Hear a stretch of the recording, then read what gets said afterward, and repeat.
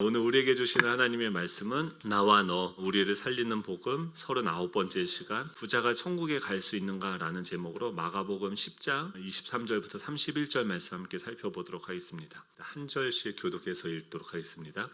예수께서 둘러보시고 제자들에게 이르시되 재물이 있는 자는 하나님의 나라에 들어가기가 심히 어렵도다 하시니 제자들이 그 말씀에 놀랐는지라. 예수께서 다시 대답하여 이르시되 얘들아, 하나님의 나라에 들어가기가 얼마나 어려운지 낙타가 바늘기로 나가는 것이 부자가 하나님의 나라에 들어가는 것보다 쉬우니라 하시니 제자들이 매우 놀라 서로 말하되 그런즉 누가 구원을 얻을 수 있는가 하니 예수께서 그들을 보시며 이르시되 사람으로는 할 수 없으되 하나님으로는 그렇지 아니하니 하나님으로서는 다 하실 수 있느니라. 베드로가 여짜와 이르되 보소서 우리가 모든 것을 버리고 주를 따랐나이다. 예수께서 이르시되 내가 진실로 너에게 이르노니 나와 복음을 위하여 집이나 형제나 자매나 어머니나 아버지나 자식이나 전토를 벌인 자는 현세에 있어 집과 형제와 자매와 어머니와 자식과 전토를 100배나 받되 박해를 겸하여 받고 내세의 영생을 받지 못할 자가 없느니라. 같이 있습니다. 그러나 먼저 된 자로서 나중되고 나중된 자로서 먼저 될 자가 많으니라. 아멘. 우리 좌우에 계신 분들과 이렇게 인사하면 좋겠습니다. 당신은 제자입니까? 부자입니까? 네. 부자인 제자가 되고 싶죠.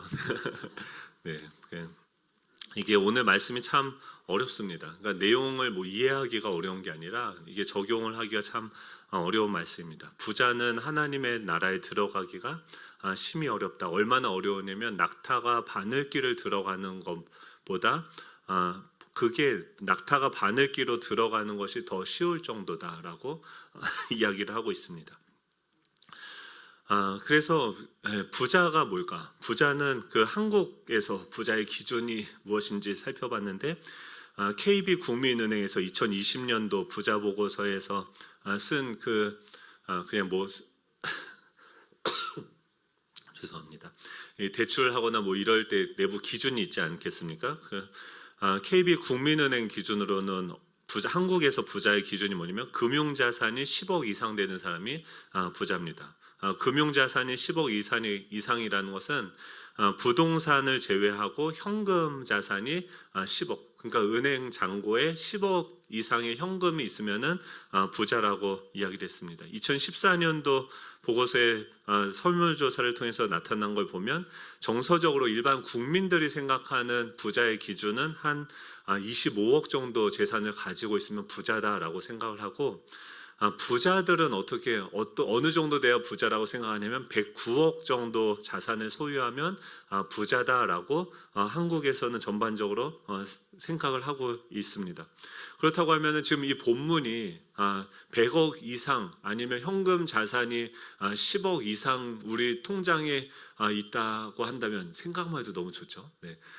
그렇다고 한다면 그 사람들은 천국을 들어갈 수 없는가라는 것을 이야기하는가 라는 거죠. 이 구절이요 중세에도 이해하기가 굉장히 어려웠습니다. 그래서 두 가지 방법으로 시도를 했는데 이 세 해석을 좀 바꾸는 거죠. 그러니까 바늘 귀를 크게 만드는 시도를 했습니다. 그래서 어떻게 했냐면 안셀름이라는 학자는 예루살렘 성에 그 바늘귀라고 하는 작은 문이 있는데 고개를 숙여야지만 들어갈 수 있는 작은 문이라고 합니다. 그래서 이 바늘귀에 낙타가 들어가는 것보다 쉽다. 이 말은 그 예루살렘에 있는 그 바늘귀라고 하는 그 문을 지칭하는 것이고, 거기를 들어가려면 문이 작고 낮으니까 고개를 숙여서 억지로 해야지 들어갈 수 있다. 즉 겸손하게 몸을 숙이고 겸손해야지만 들어갈 수 있다라고 이 해석을 했는데, 토마스 아퀴나스가 그것을 바로 반박을 합니다. 그 문이 바늘귀라는 이름을 갖게 된 것은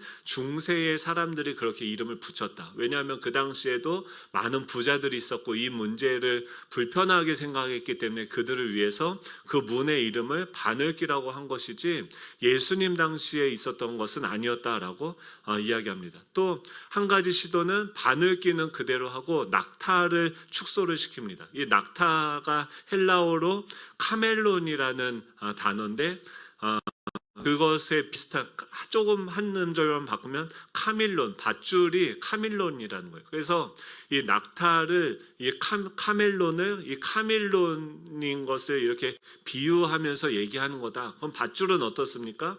아예 불가능한 건 아니고 바늘길을 조금 크게 하면 이 밧줄이 들어갈 수 있는 거죠. 그런 식으로 역사적으로 보면 수많은 이 말씀을 우리에게 적용할 수 있게 부자를 구원하기 위해서 많은 물타기 해석 시도가 있었는데 우리는 이 본문을 받아들일 때 액면 그대로 받아들일 준비를 하고서 이 본문을 읽어야 되는 것이죠. 성경에는 뭐라고 이야기하면 낙타가 바늘길을 들어가는 것이 가능합니까? 불가능합니까? 불가능합니다. 그러므로 부자도 하나님의 나라에 들어가는 것은 가능합니까? 불가능합니까? 불가능합니다.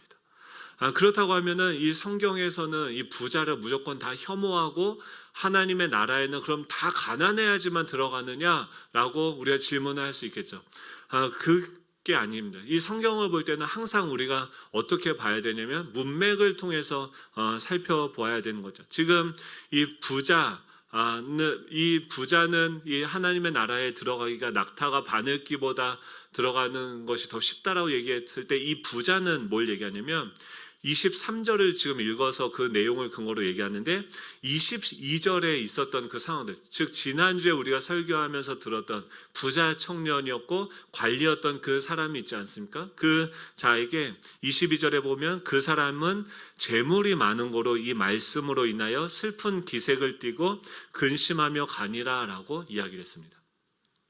그러니까 지금 그 부자 청년과 예수님 사이에 있었던 어떤 한 사건, 그 맥락 속에서 지금 그 부자에게 예수님이 뭐라고 얘기합니까? 재물을 팔고 나를 따라와라 라고 이야기를 했어요. 그러니까 그 청년에게는 두 가지 선택지가 있는 거죠. 재물을 팔고 예수님을 따르는 길과 아니면 재물을 그대로 두고서 그냥 재물을 소유하는 편을 선택하는 거죠. 그런데 지금 이 사건이 왜 발생하게 됐습니까? 이 청년이 예수님께 질문을 했던 것이 있었고 그 질문에 대해서 예수님이 대답을 하면서 나왔던 사건이라고 하는 거예요. 그 청년은 예수님께 뭐라고 물어봤습니까? 어떻게 하면 영생을 얻을 수 있습니까? 라고 물어봤어요. 우리가 영생하면은 지난 시간에도 얘기했지만 그냥 영원히 우리의 생물학적인 이 물리적인 이 시간의 연장, 영원한 시간을 얻게 되어지는 것, 영원히 사는 것을 우리 동양적인 사고로는 영생을 생각을 하는데 지금 유대인들 또 그 당시에 썼던 이 단어를 유추해서 그 유대인들의 개념 속에서 영생의 개념이 무엇인지를 살펴보았죠. 영생의 개념은 무엇이냐면 오는 세대라고 지난 시간에 이야기를 했습니다. 즉 예수님이 지금 이 여리고를 지나고 지금 어디로 가고 있냐면 그 예루살렘을 향해서 가고 있는 거예요. 그 예수님을 따랐던 수많은 사람들이 무엇으로 생각을 했냐면 이제 예수님이 예루살렘으로 가셔서 지금 나라의 주권을 빼앗긴 거예요. 로마 정부에 지금 이스라엘의 나라의 주권을 빼앗긴 지금 피지배국으로 살고 있는데 이 로마국을 몰아내고 이제 새로운 정권을 창출할 것이다 라고 생각을 했어요. 그러니까 이 부자 청년이 지금 그 당시 직업이 무엇이었습니까? 관리였었다. 지금 그 로마 정부가 지배하고 있는 그 사회 속에서 유대인들에게 지방자치권을 허락해 주었는데 그 지방자치권에서 그는 관리로서 공무원의 비교적 젊은 사람들이 유대인의 신분으로서 오를 수 있는 가장 높은 공직에 오른 사람이 바로 이 부자 청년이었어요. 그 청년이 지금 예수님에게 내가 어떻게 해야지 영생을 얻을 수 있습니까? 라고 묻는 것은 이제 예수님이 새로운 정권, 인수위원회를 구성을 해서 이제 새로운 나라를 펼쳐갈 텐데 예수님 어떻게 하면 나도 그 나라에서 지금 내가 하고 있는 이 일들을 같이 예수님과 협력해서 지금 줄을 탄 거죠. 예수님 이제 바리새인들과 그 당시의 제사장들 라인을 버리고 이제 예수님이 새로운 이제 왕이 될 것 같으니까 예수님에게 가서 내가 예수님과 연대해서 같이 그 나라를 펼쳐가고 싶습니다. 어떻게 하면 내가 그 주님의 나라의 관리로서 참여할 수 있습니까? 라고 물어보는 거예요. 그 맥락에서 예수님은 뭐라고 얘기하냐면 그러면은 좋다. 그를 사랑스러운 눈으로 쳐다보시면서 너의 재산을 다 팔아서 가난한 자들에게 나눠주고 너는 나를 따라와라 라고 이야기를 합니다. 이것을 보면은 그 당시, 지금 생각해 보면 이게 과한 요구 같지만 사실 그렇지 않습니다. 지금도 마찬가지죠. 지금도 대통령이 되거나 고위 공직자가 되면 우리나라에 어떤 제도가 있습니까? 백지 신탁 제도가 있어요. 대통령이 되고 국무총리나 고위 공직자가 되면 공무를 수행하다가 나타나는 그 직무 수행 과정에서 발생할 수 있는 공적인 혹은 사적인 이해의 충돌 과정이 생겨날 수 있습니다. 그래서 사전에 그것을 방지하기 위해서 직무 수행의 공정성과 중립성을 확보하기 위해서 실시하는 제도가 무엇입니까? 백지 신탁 제도인 거죠. 지금 갑자기 생각이 안 나죠. 우리나라 대통령이 누가 됐죠? 네, 그렇죠. 윤석열 대통령 당선인이 됐는데 이제 당선인이 되고 또 누군가 국무총리를 세우고 뭐 이렇게 세우지 않겠습니까? 그러면은 그분들한테 백지신탁이라는 것은 뭐냐면 가진 주식을 모조리 직접 혹은 위탁을 해서 다 판매해 버리고 일하라는 거죠. 즉 공직에서 일을 하기 위해서는 자신의 개인의 사사로운 이익을 추구할 수 있는 여지를 다 버리고 오로지 나라를 위해서만 충성하라는 의미로서 그 나라가 대신 그들의 삶을 다 책임져 주는 거죠. 그런 의미로서 지금 백지신탁을 하고 다 나를 따라오라 라고 주님께서 말씀하신 것입니다. 즉 하나님 나라의 공무원이 되려면 자신의 이익이 아니라 철저하게 그 하나님의 나라를 위해서 헌신하고 일을 할 각오를 하고 자신의 모든 것을 다 주님께 맡기고 의탁하면서 그 주님을 따라가야 된다라고 하는 것이죠. 만약에 윤석열 당선인이 어떤 사람한테 민영세 전 의원한테 와서 국무총리가 되어 주십시오라고 하면은 어떻게 하시겠습니까? 오예 바로 그럼 이 지금 전도사 직임을 다 버리고 거기 따라가는 거예요. 내가 모든 걸 다 버리고 막 이게 아니라 그것을 다 버리고 따라가면서 그곳에 한 나라를 세워가면서 그 직위를 가지고서 참여할 때 그 정부의 모든 자원과 또 행정권, 사법권, 입법권 수많은 것들을 활용을 해서 지금 그 나라가 세워져서 해야 되는 그 목적이 있죠. 지금 이번 정부는 경제라든지 뭐 부동산이라든지 뭐 이런 것들을 회복하기 위해서 모든 자원들을 동원한다고 한다면 지금 예수님이 그 예루살렘에 가셔서 그 나라의 왕이 되셔서 그 나라의 가장 중요한 어젠다가 있겠죠. 그 어떤 주제가 있고 그것을 위해서 예수님 모든 역량을 동원해서 그 일들을 하시겠죠. 그 일이 무엇입니까? 마태복음 28장 18절 20절에 보면 하늘과 예수님께서 나와 말씀하시되 하늘과 땅의 모든 권세를 내가 다 이제 가졌는데 예수님이 십자가에 죽으시고 부활하신 다음에 하늘과 땅의 모든 권세를 내가 다 가졌는데 그 권세를 가지고 예수님은 어떤 일을 하기 원하십니까? 너희는 가서 모든 민족을 제자로 삼아라. 즉 제자로 삼는다라고 하는 것은 지금 이 부자 청년에게 또 우리에게도 요청하시는 거죠. 무엇입니까? 예수님을 따르는 삶을 살아라. 예수님이 우리의 주인이 되는 삶을 살아라라고 이야기를 하는 것입니다. 그것을 위해서 내가 너희들에게 분부한 모든 것을 가르치고 세례를 주고 또 그 너희들이 하는 모든 일에 내가 항상 너희와 함께 할 것이다. 즉 예수님의 사역의 포커스는 어디에 맞춰져 있냐면 그들의 영혼의 회복되어짐에 하나님의 나라는 포커싱이 되어져 있는 거죠. 예수님은 그것을 위해서 이 사람들을 세례를 준다는 것은 무엇입니까? 그 사람들이 영적으로 죽어 있는데 다시 살아나고 또 그의 가정과 그의 모든 것들이 다시 회복되어지는 것. 그래서 예수님을 따르는 것. 그러면 무엇입니까? 지금 이 모든 물질을 내가 너에게 맡기고 그 직위를 주고 하는 것의 목표는 무엇입니까? 결국 하나님의 형상을 회복하고 하나님의 나라를 회복하는 일에 쓰임을 받게 되어지는 거죠. 그것을 위해서는 우리는 뭘 해야 됩니까? 그 하나님의 사역에 참여하기 위해서는 우리의 사사로운 이익을 추구하는 것을 포기하고 완전히 주님께 백지신탁하고 주님만을 따라가야 된다라고 예수님은 말씀을 하신 거죠. 그러기 위해서는 무엇입니까? 이 물질에 대한, 우리가 지금 이것에 대해서, 그러니까 물질이 뭐고 이 세상이 무엇인지에 대해서 이 창조 두 가지 흐름이 있죠. 하나는 뭐냐면 파괴하는 리듬이에요. 파괴하는 흐름이 있어요. 이 세상에 두 가지 나라의 두 가지 방향성으로 두 가지 물결이 흘러가고 있는 것이죠.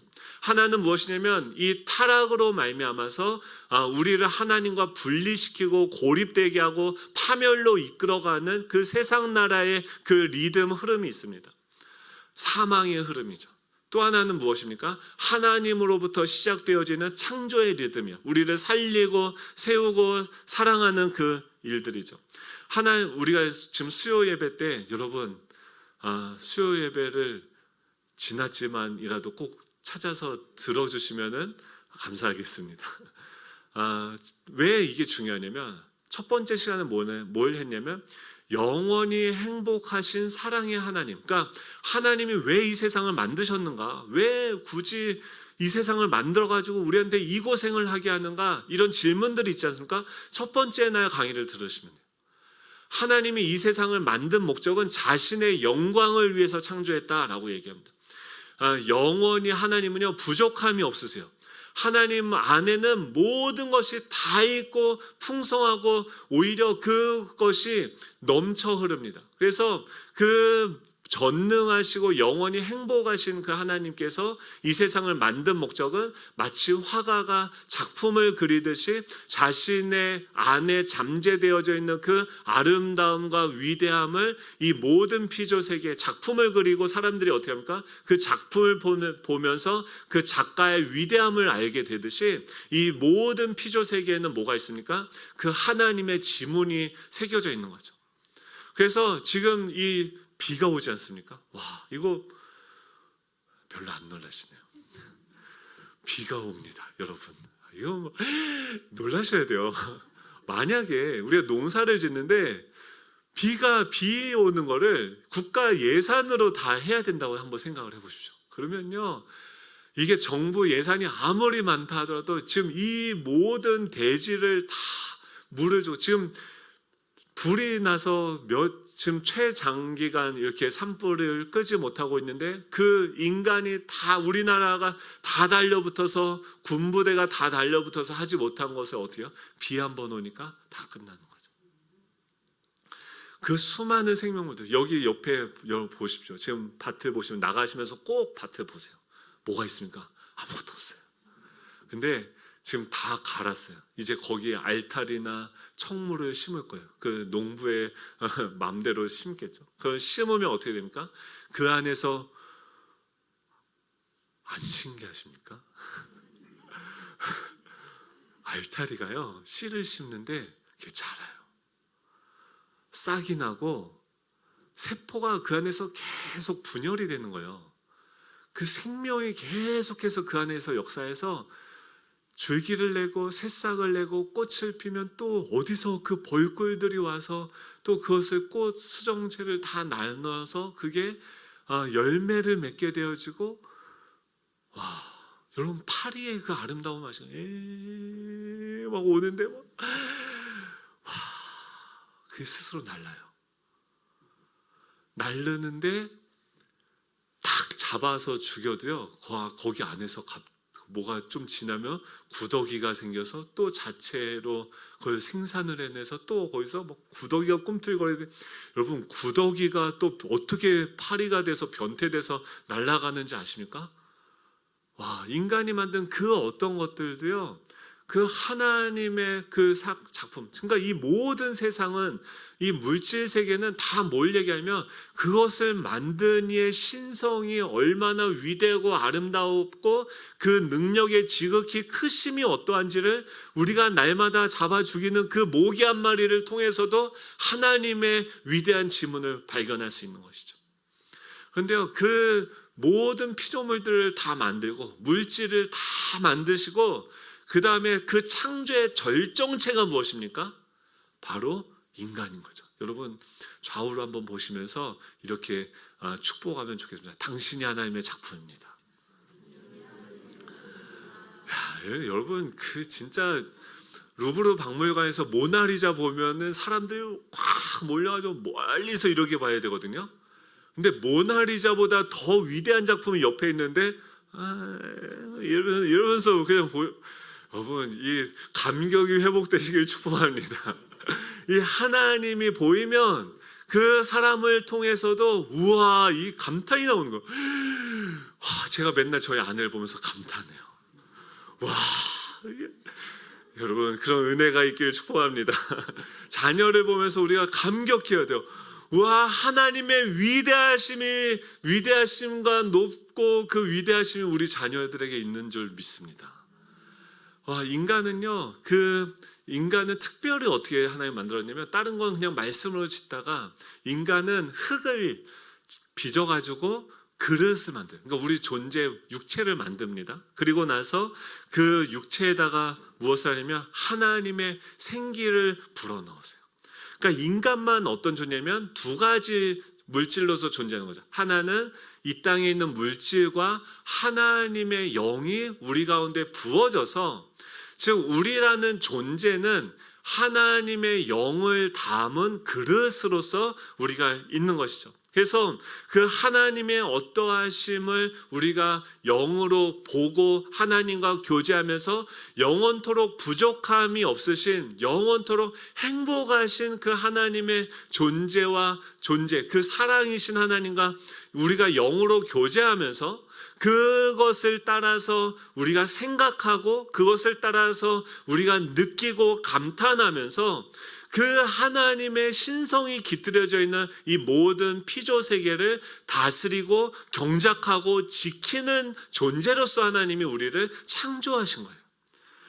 그런데 우리가 그런 아주 놀라운 존재로서 그 땅을 창조하신 것을 우리한테 위임을 하시고 맡겨서 다스리는 존재이고, 그 모든 피조물 가운데 있는 하나님의 신성을 발견하고 기뻐하며 찬양하는 건데, 죄는 무엇입니까? 하나님을 이제 필요 없고 내가 이 세상을 내가 다스리고 내가 내 마음대로 내 뜻대로 한번 살아보겠다 하면서 이제 하나님과의 관계를 끊고 뭐랑만 관계를 하고 있습니까? 이 세상 하나님이 만든 모든 만물들만 하고 관계를 맺는 거죠. 그러니까 우리는 만약에 흙에다가 생기를 불어넣어야지 이것이 살아있는 존재로서 우리가 진짜 만족감을 느끼면서 행복하게 살아가는데, 만약에 그 영이신 그 하나님과의 관계가 끊어지게 되면 우리는 뭐에 지나지 않습니까?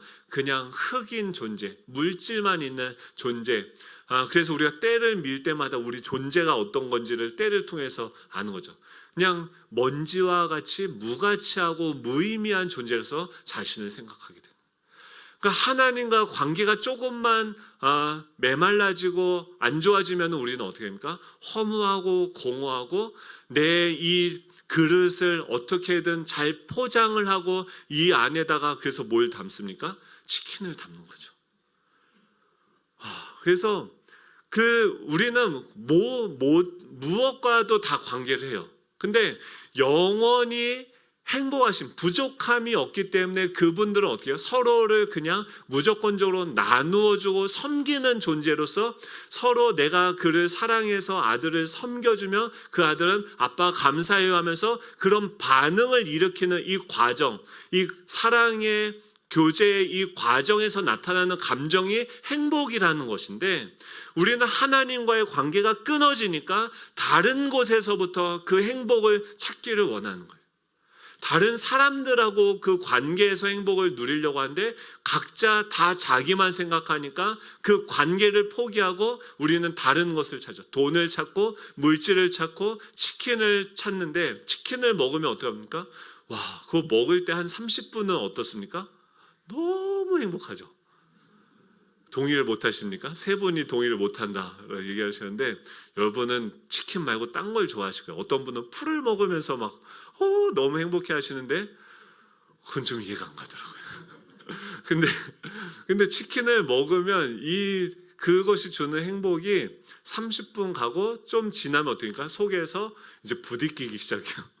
그리고 이게 깨끗한 기름을 쓰면 좋은데 좀 약간 많은 치킨이 지나간 기름으로 튀긴 닭을 먹으면 어떻습니까? 콜레스테롤이 증가하고 혈액순환이 안 좋아지면서 저는 어떻게 보면 담이 와요. 치킨을 잘못 먹으면 그 다음날 담이 와서 막 이러고 근육이완제 먹고 다녀야 되는 거죠. 그러니까 이 세상이 줄 수 있는 기쁨과 행복이 이 치킨 같은 행복인 거죠.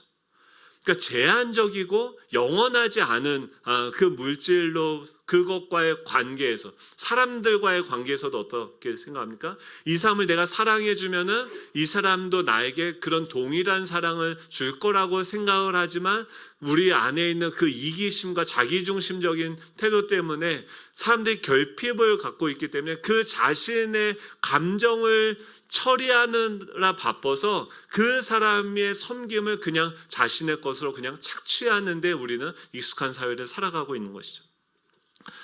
그렇기 때문에 그 물질 세계 속에서 우리는 어떤 존재로 지어졌습니까? 하나님과의 관계성 속에서 하나님으로 배부르고 하나님이 부여해 주신 그 지위와 역할을 따라서 우리의 그 영을 쫓아서 행할 때, 예수님이 뭐라고 하는 거예요? 그 부자 청년한테 너 물질하고 그렇게 오래 교제하지 말고 이제 그걸 다 맡기고 백지 신탁하고 나를 따라와라. 나와 교제하자. 그런데 그 예수님 안에 뭐가 있습니까? 하늘과 땅의 모든 권세가 있게 되어지고 그 나라를 운영할 수 있는 모든 자원과 지혜와 능력과 존귀함과 그 모든 하나님의 의로운 성품과 그 모든 것들이 다 그분 안에 있는 것이죠. 그것을 버리고서 나를 따르라는 것은 이 하나님의 나라의 그 영원한 그 부요함으로 너가 나에게 찾아오라, 그것을 붙들라라고 하는 하나님의 은혜의 초대인 것이죠.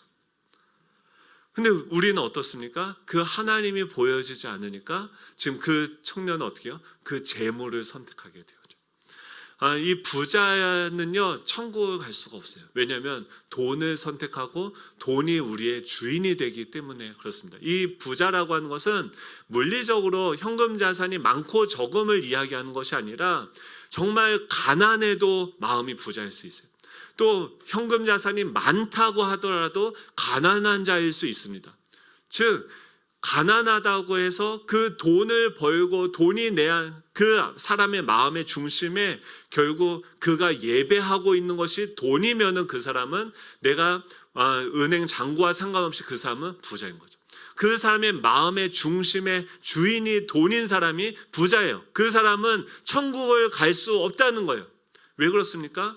그 돈을 예배하고 돈을 섬깁니다. 돈이 우리 마음의 주인이 되면 돈을 섬긴다고 하는 것은 내가 내 마음과 뜻과 목숨을 다해서 뭘 하고 있습니까? 그 돈을 예배하고 돈과 교제를 하는 것이죠. 마태복음 6장 24절에 보면 한 사람이 두 주인을 섬기지 못한다라고 얘기해요. 너희가 하나님과 재물을 겸하여서 섬길 수 없다라고 해요. 우리 마음의 주인은 하나일 수밖에 없다라고 이야기하는 거죠. 우리 주인이 만약에 재물이 되면 우리는 이 재물에게 마음과 뜻과 힘을 다해서 섬기게 되어집니다. 그럼 마음속에 움직이는 게 이 하나님의 영이 가득하다가 그것이 몰아내어지고 그 자리를 뭐가 차지하냐면 이 돈이 차지하게 됩니다. 그래서 모든 생각, 모든 행동의 그 기준이 이 돈이 되어지는 거예요.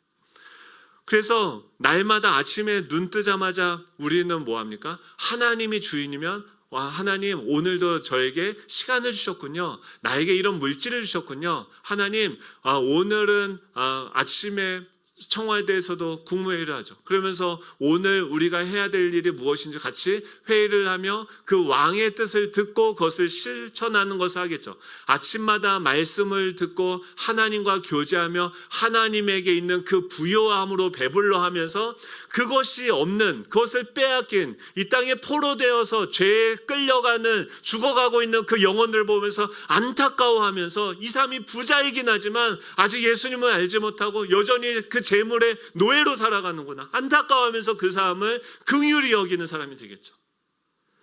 근데 돈이 주인이 되면 어떻게 합니까? 아침에 눈 뜨자마자 세계 주가를 점검하고 환율을 체크하고 유가가 지금 변동이 됐고 러시아가 지금 이렇고 저렇고 되니까 이제 그러면 어디다 내가 투자를 해야지? 선물 시장을 돌면서 마음의 중심에 뭐가 자리 잡게 되니까 돈이 자리 잡게 되어져요. 그러다 보면요, 모든 게 다 돈으로 보여요. 사랑하는 아내도 자식들도 저 자식들이 야, 저렇게 투자해서 지금 공부를 시키는데 저 자식 지금 자빠져 있어? 이거 안 되겠네. 자녀들도 뭘로 보여요? 돈으로 보이고, 아내도 돈으로 보이고, 그러면서 어떻게 됩니까? 그 관계와 또 사랑의 관계와 이 모든 것들을 다 끊어내고 뭘로 바꿉니까? 돈으로 바꾸게 되어지는 거죠. 그러면서 그 돈을 더 신뢰하고 돈을 예배하게 됩니다. 누가 나를 지켜주고 이 돈이 자신을 책임져주고 자기를 지켜줄 것 같은 그 착각에 빠집니다. 여러분, 지금 얼마나 많은 청년들이 주식에 투자하고 지금 그 돈에게 배신을 당했습니까? 그들은요, 보지 못하고 듣지 못하고 움직일 수 있는 인격이 없는 존재예요. 우리는 열렬히 그를 짝사랑하지만 그들은 우리와 전혀 상관이 없이 자기 조금만 있으면 떠나가는 그런 존재인 것이죠. 내가 늙으면 누가 나를 책임져 주는가? 나의 모든 시간과 나의 모든 힘과 열정과 에너지를 다해서 돈을 더 많이 갖는 것에 나의 일생을 투자하죠. 근데 어떻게 됩니까? 어떻게 하면 돈과 교제하고 돈을 어떻게 하면 빠른 시간에 더 큰 돈을 모을까? 날마다 조바심을 내며 그 돈을 예배하면 그 돈은 우리에게 어떤 은혜를 줍니까? 두려움과 염려와 조바심을 주죠. 선물로 주죠. 돈이 생겨도요, 불안합니다. 어떻게 하면 속지 않고 안전하게 이 돈을 지킬 것인가? 갑자기 어느 날 자다가 눈을 떠요. 갑자기 내가 그동안 열심히 벌어놓았던 돈이 하루아침에 다 사라지는 것과 같은 악몽을 꾸고 눈을 떠서 이제 잠도 자지 못하며 염려와 근심 속에서 돈을 예배하며 돈의 노예가 되어져 가는 것이죠. 이 우상의 특징, 이 재물의 특징은 무엇입니까? 눈과 귀가 없기 때문에 우리로 하여금 보지 못하게 하고 듣지 못하게 해요. 돈이 많아지면요, 나 혼자 즐기는 일에 바빠져서 다른 사람들의 아픔과 신음에 귀를 닫고 듣지 못하게 되어집니다. 누가복음 16장 보면 부자와 나사로가 나옵니다. 부자는요, 그 문 앞에 있는 그 거지 나사로가 정말 굶어서 죽어가고 있음에도 불구하고 그의 아픔을 보지 못하고 날마다 뭐 하냐면 좋은 옷을 입고 명품을 걸치고 호화롭게 즐기지만 지금 옆에 신음하며 죽어가고 있는 그 사람의 마음, 아픔, 고통을 듣는 귀가 다 닫히고 그를 볼 수 없게 되어지는 거죠. 어떤 것들이 나를 더 존귀하게, 나를 더 돋보이게 할까? 그 물질에 사로잡혀서 그는 소경이 되어져 가는 것입니다. 부는요, 이 하나님의 자리를 대신하게 되어져요. 이제 돈이 만약에 여러분 통장에 현금이 10억이 있다고 생각해 보세요. 새벽 예배 나오겠죠. 기도하겠죠. 아이고, 10억 있으면요, 야, 오늘 뭐 먹지? 비도 오고 날도 꾸리꾸리한데 뭐 먹지? 오늘 뭐 하지? 이거 가지고 계속 이 돈이 있으니까 이제 내가 마치 하나님이 된 것처럼 이제 이 돈을 가지고 내가 나를 위해서 무엇을 할까만 생각을 하게 되는 거죠. 그러면서 정작 그래도 믿음은 있으니까 주변에 기도하는 사람들한테 기도는 해달라고 부탁하면서 정작 자기는 기도해요, 안 해요? 안 하고 쇼핑을 하죠. 예배당에 오는 것이 아니라 마트를 가고 백화점에 가서 물질들을 예배합니다. 결국 어떻게 됩니까? 인생을 결산할 날이 오죠. 우리에게 주어진 모든 시간과 에너지와 만약에 대통령을 우리가 뽑아서 우리의 국민들의 모든 권력을 위임을 해줬어요. 그런데 이 대통령이 5년 동안 백성을 위해서 백성을 잘 섬기라고 그 위치에 주었는데 그가 5년 동안 다 자기와 자기 가족들만 잘 먹고 잘 사는 것만 위해서 모든 걸 다 애썼다고 한다면, 그 모든 권력을 가지고 그것을 위해서 살았다고 한다면 어떻게 될까요? 다음 정권 때 심판이 있겠죠. 우리 인생도 마찬가지죠. 하나님이 우리 인생을, 하나님은 공평하신 분이죠. 공의로운 분이시죠. 우리에게 주시는 이 모든 것들은 하나님이 우리 자신을 잘 먹고 잘 살고 우리가 비만자가 저도 회개해야 되겠어요. 그걸 위해서 주시는 것이 아니라 지금 이 모든 피조 세계를 하나님의 그 영광이 잘 드러나도록 잘 섬기고 잘 가꾸고 잘 경작하고 또 이웃들을 세워가고 사랑하라고 그 모든 것들을 우리에게 주시는 거죠.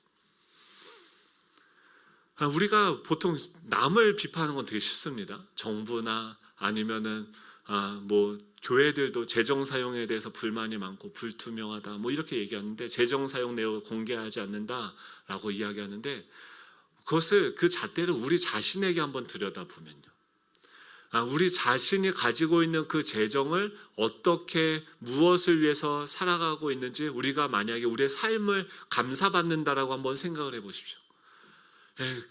청문회에 만약에 임한다고 한다면 우리도 다 그것에 대해서 자유로울 수 있는 사람이 한 명도 없는 것이죠.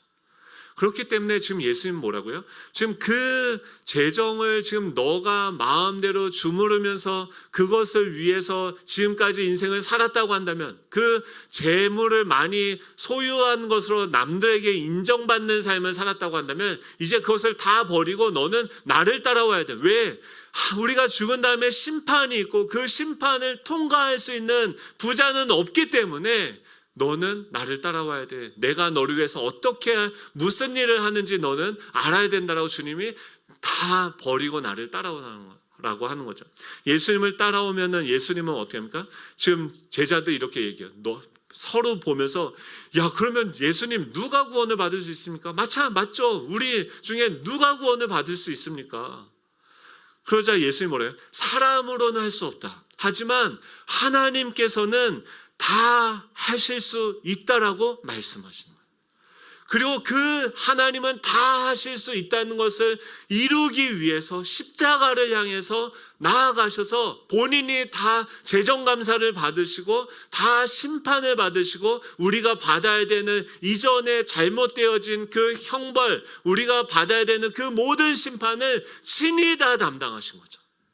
예수님만을 따라가면 예수님이 우리의 심판을 대신 담당하심으로 말미암아서 우리에게 죄 용서하는 은혜를 우리에게 선물로 주시는 거예요.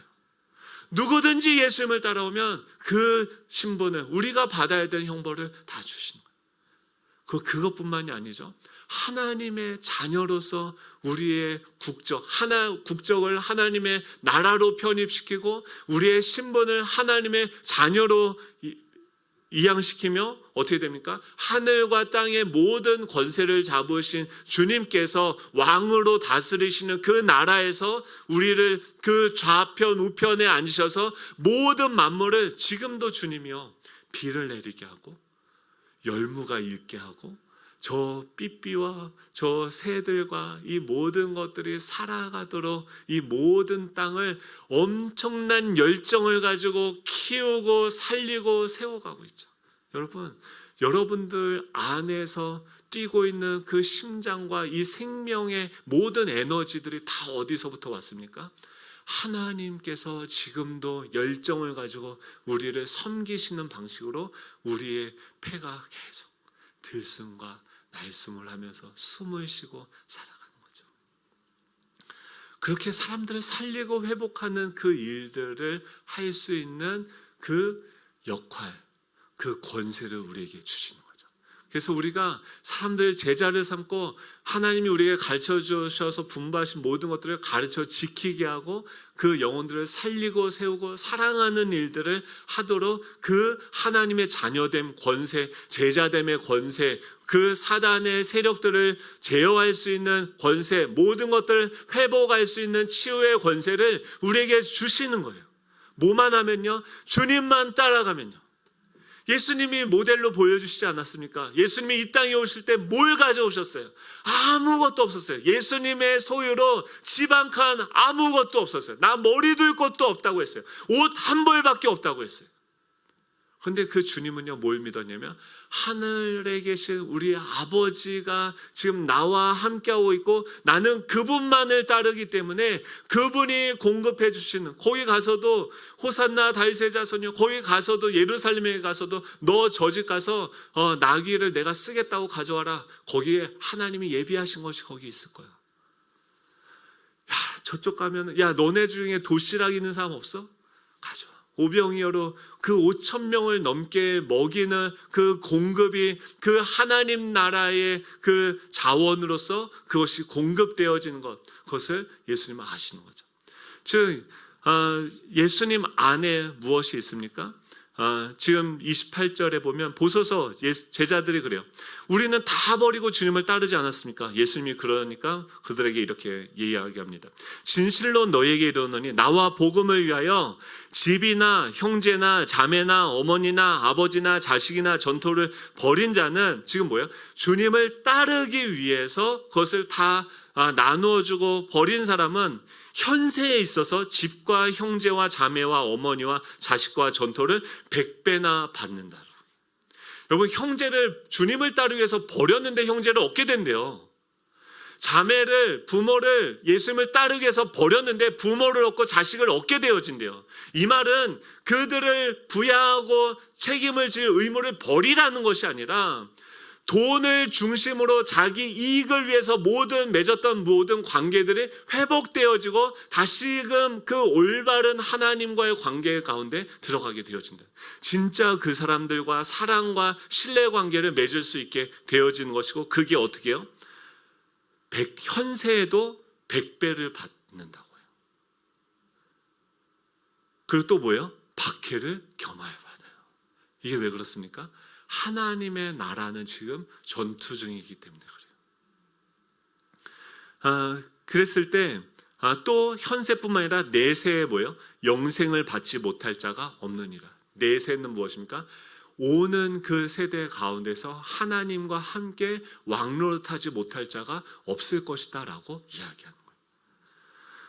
그것을 믿는 사도 바울은 뭐라고 얘기하면 빌립보서 4장 12절 13절, 나는 비천에 처할 줄도 알고 풍부에 처할 줄도 알았다.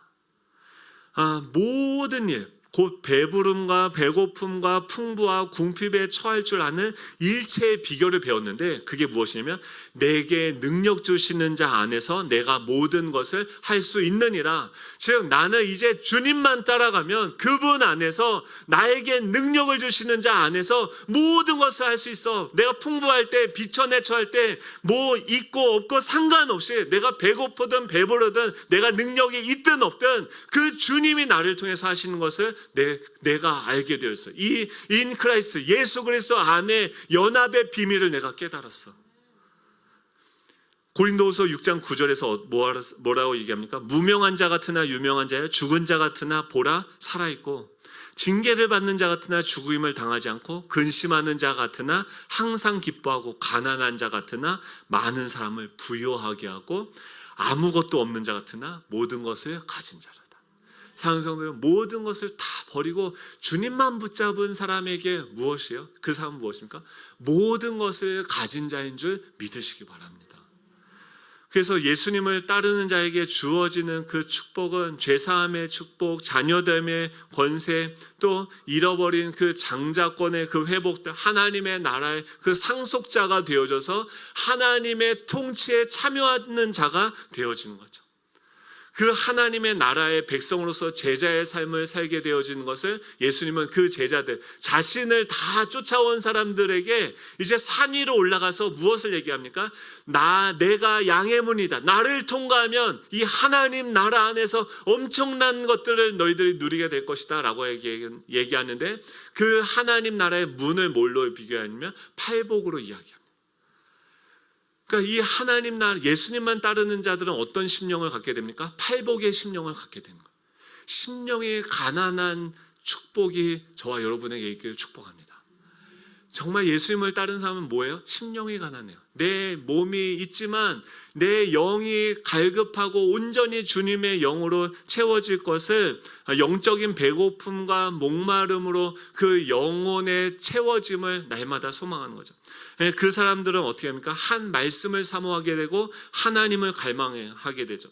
그리고 그 하나님을 채워지면 그것이 어떻게 나옵니까? 애통으로 나오게 되는 거죠.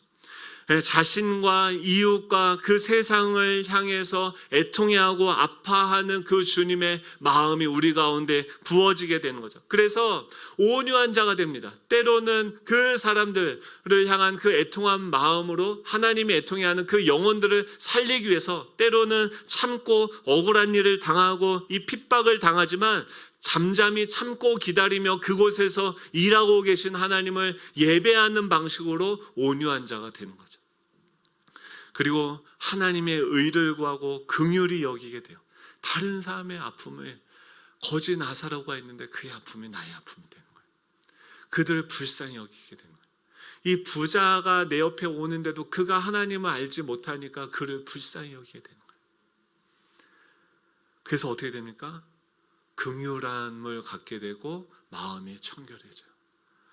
하나님의 뜻이 뭔지가 날마다 주님을 따라가면요 더 명확하게 분별력을 얻게 되어져요. 여러분, 이 은혜가 저와 여러분에게 있기를 간절히 소망합니다. 그래서 의를 위하여서 박해를 받고 욕을 먹는 사람들은 어떻게 얘기합니까? 마태복음에서도 의를 위하여 박해를 받는 자는 복이 있나니 천국이 그들의 것입니다. 나로 말미암아 너희를 욕하고 박해하고 거짓으로 너희를 거슬러 모든 악한 말을 할 때에는 너에게 복이 있나니 기뻐하고 즐거워하라. 하늘에서 너희의 상이 큼이라.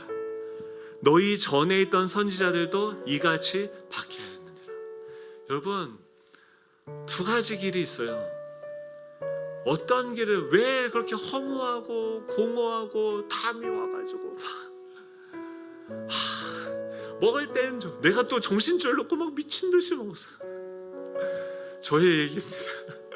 왜 그럽니까? 마음이 공허한 거예요. 뭔가 채워지지 않는 거예요. 여러분, 우리는 자꾸 하나님을 버리고 다른 것으로 우리를 채우려고 하는데 다 버리고 나만 따라와라. 주님이 우리를 초대하시는 거예요.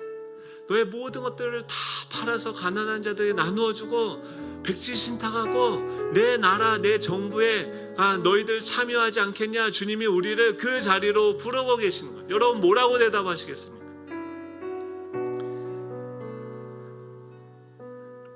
사도 바울이 그 주님을 깨닫고 그 나라를 깨닫고 다 버리고 주님을 쫓은 거죠. 여러분, 우리가 그 주님을 붙잡을 때 모든 것을 가진 자가 되는 줄로 믿습니다. 오늘 이 찬양할 텐데요, 송명이라는 이 시인이 어렸을 때 어머니가 실수로 잘못해서 이 뇌성마비가 됐어요. 그래서 이분이 온몸이 자유롭지 못하게 지체 장애자가 됐는데 주님을 만난 거죠. 나는 가진 재물은 없습니다. 나는 남이 가진 지식은 없습니다. 나는 남에게 있는 건강은 없습니다. 그런데 저는요, 남이 없는 게 있어요. 그게 뭐냐면 저는 남이 못 본 걸 봤어요. 저는요, 남이 듣지 못한 음성을 들었어요.